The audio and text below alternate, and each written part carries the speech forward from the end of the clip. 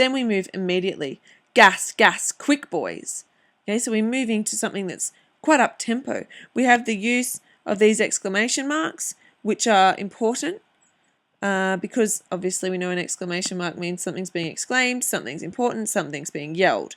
But we also, in this line, are using short one-syllable words. Gas, gas, quick, boys. That is all one-syllable words. That creates a quicker tempo and that kind of panic. So an ecstasy of fumbling. So they're immature, they're inexperienced, they don't know what's going on, they're bumbling around. Again, it's a little bit of onomatopoeia being used there because fumbling does sound like what it is, bumbling around a bit. So it takes away this strapping young man thing. Again, they're fumbling around, they can't do anything. They're clumsy as well, just in time they get their helmets on. But clumsy is also really unromantic, you know, it doesn't sound particularly honourable. And then we have someone still yelling and stumbling. Here. These words, stumbling, fumbling, foundering, they're all present participles.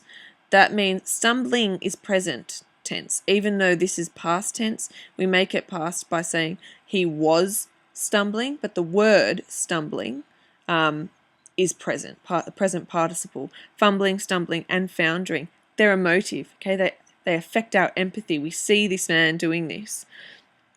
We also have a simile here, okay, through this word like. It's like a man in fire or lime. Okay, so lime is just something that it burns you if you get into it. So we have this image of this man who's foundering around and almost like he's on fire. And dim through the misty panes and thick green light, as under the sea I saw him drowning.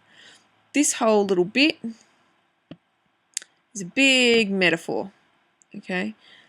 Because it's comparing having a gas mask on, that's the misty panes of the gas mask, with being underwater and under the sea, using that green colour. It's not a metaphor, it's a simile, sorry. It's being underwater, and it's not natural for humans to be underwater. Just like this is not a natural place for these humans to be. And he's drowning. Again, another present participle, to be drowning. It's a really emotive moment. And then we move to this couplet, which, while the other stanzas, are quite long, this one's very short. It's just 2 lines. And very, very important. We have, in all my dreams before my helpless sight, he plunges at me, guttering, choking, drowning. This just short little couplet, it emphasizes that moment, and it creates moment for us through this use of emotive language. Guttering, choking, and drowning are all onomatopoeia words. They're also more of those emotive present participles, guttering, choking, and drowning. Plunges is again keeping with that imagery of under the sea. Plunging in air is difficult. You plunge in water. But he's plunging at me. So this use of first person is also really important because it implicates us again. We are experiencing this, okay? He plunges at me. He's guttering and choking and drowning. Very, very much creating that scene in our mind, especially using words like guttering and choking, which are onomatopoeia. Yeah, we'll take drowning as well. Now we have this word if, which is repeated. Okay, we have the word if.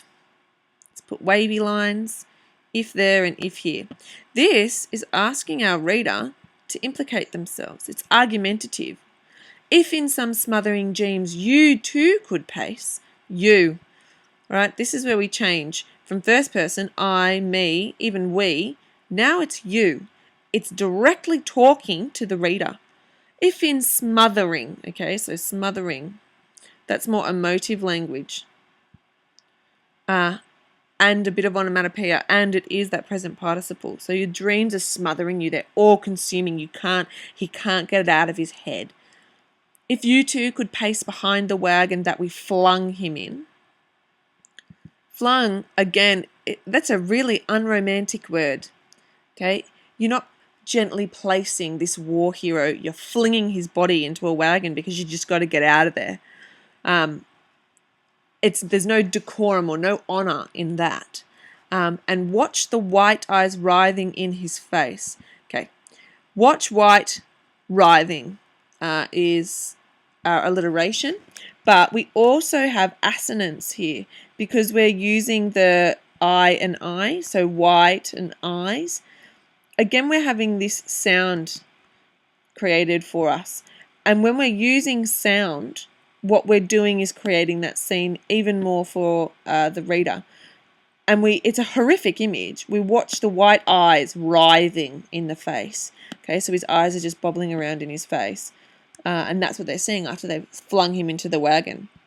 We also have this repetition of this word, face. Oh, we won't make that yellow. We'll make it green. Face here and his hanging face. So it's haunting him. Through that repetition, it's the importance of his face, and it draws attention to the visual, so we see his face as well. His face is just hanging there, and it just continues to create this sense of horror. We have this simile here, like a devil's sick of sin. So we also have alliteration, but the devil, even the devil, is sick of the sin. Right? It's the devil's face, and the devil is over it. He is over the war. He's sick of it. He's sick of this war and this death. Again, if you could hear, so it's directly telling us that what we're looking for is sounds as well. So we're seeing things.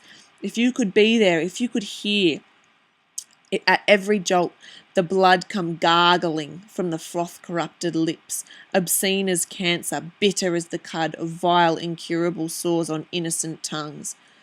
That sensory sound imagery is really confronting to the reader.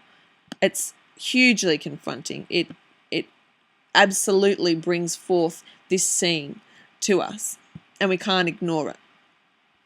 We also have a few similes. So it's obscene as cancer, which is, horrible disease, which is quite obscene, and bitter as the cud of vile, incurable sores on innocent tongues.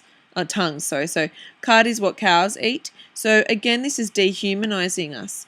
We're not humans, we're animals here. And innocent is important. That these men are actually innocent people. They haven't caused the war, that they've been sent to war and told this lie, all right? So my friend here, very sarcastic. Okay, my friend, you would not tell with such high zest. It's not being serious that you're my friend. It's condescending. You would not tell with such high zest. So again, it's you directly. You, as the reader, are lying. You would not tell with such high zest to children ardent for some desperate glory. This is important as well. So it's saying that the huge problem is children. Okay, you're telling this lie to children. That's something that we always see as negative. To lie to children, to trick children. The other thing is it repeats this imagery here of children. So we do have repetition when we have above here, up.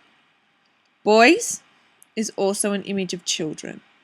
Okay, so when they're younger, they're not men. So men march, and then we have boys. We have this image of and then innocent as well. So the innocence of children, the innocence of young people, and the innocence of these young boys. So they're being tricked, the children. The old lie, which is capitalized, the word lie, which is important because it shows the importance and that it is a lie, proper noun. Dulce et decorum est pro patria mori, which means it is sweet and honourable to die for one's country. And that's his final line, and he's repeating that from the title. So it starts and finishes, it's bookended with this old lie. And he's gone from the beginning where he's showing you how disgusting the war really is to prove that this is a lie. So it's quite ironic here. You wouldn't say that if you had been there, if you knew. So that repetition of the word